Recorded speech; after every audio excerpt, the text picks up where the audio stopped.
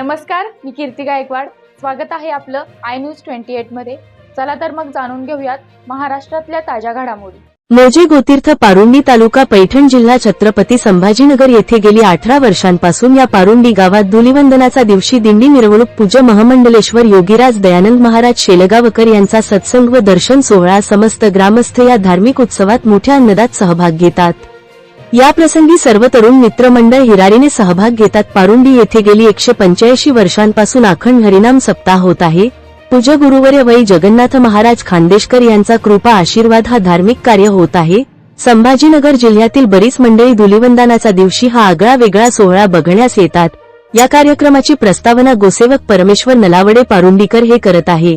नंतर पूज्य योगीराज दयानंद महाराज शेलगावकर यांचे प्रवचन व दर्शन सोहळा होतो. गावातील मंडळी कोणत्याच प्रकारचा रंग खेळत नाही व व्यसन करत नाही. महाराष्ट्रातील एकमेव असे हे गाव आहे पारुंडी. इंडिया न्यूज 28 वैजापूर तालुका प्रतिनिधी अनिल सूर्यवंशी.